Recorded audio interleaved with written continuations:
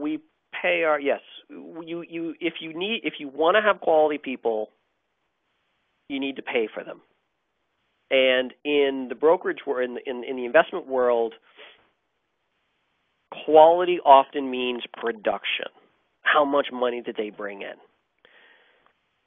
We don't look at it that way. In fact, I don't pick up new business unless it gets referred right to me. I'm not out there pounding the pavement. That's not part of my role. In fact, we didn't even have that role until maybe 2 years ago. We hired somebody who had some experience in that space, and among many other things, they do go out and they are a little bit more proactive about bringing in business.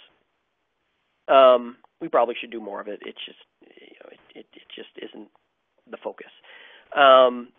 So when you pare that back and say, well, if I want somebody that is extraordinarily valuable to my firm, and when I say that, I mean I can ask for something. I got to go meet with this client. I need a report of the last 10 buys we did, the best buys, the bad buys, and everything else. And I know that email in my inbox, I'm never going to have to ask another question about. It's going to be right. I'm going to be able to leave on a Thursday afternoon for a long weekend, and I don't worry about a thing because the people are holding the fort down because they're fantastic. One of my CFAs ever left or something happened to them, I would need 2 to 3 employees probably to replace them. If those are the type of people that you're trying to work with, you need to pay them. You need to pay them well.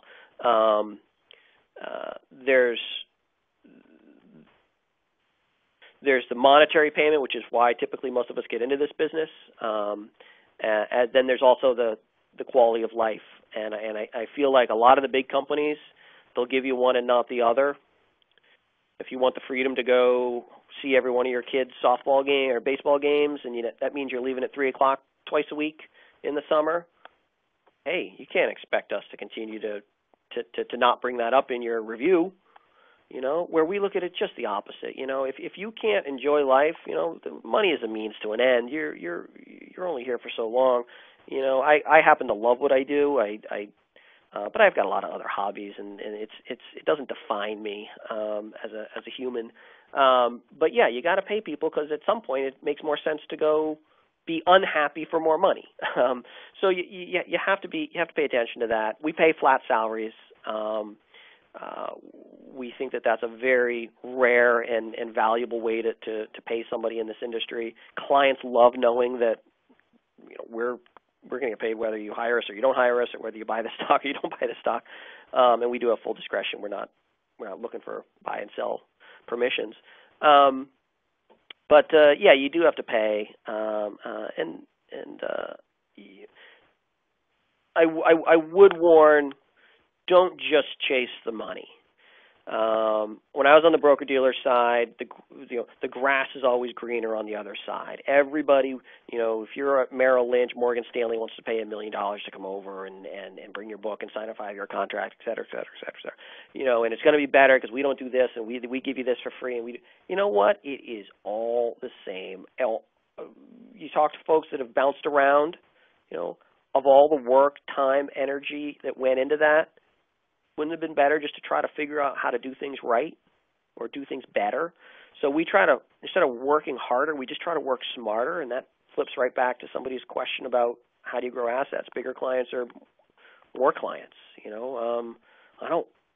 I couldn't imagine having a firm with 2,000 clients. What a nightmare that would be. How do you even begin to forecast the problems that are going to pop up?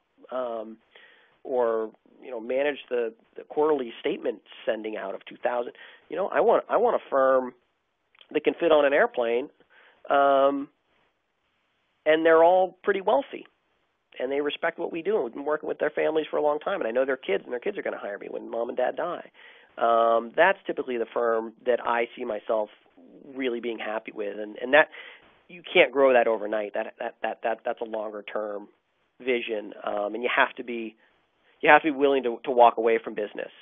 We've walked away from quite a bit of business because it wasn't the right business, and it would have created more headaches and would have taken our eye off the ball, which is really trying to do a great job for the existing families that we have.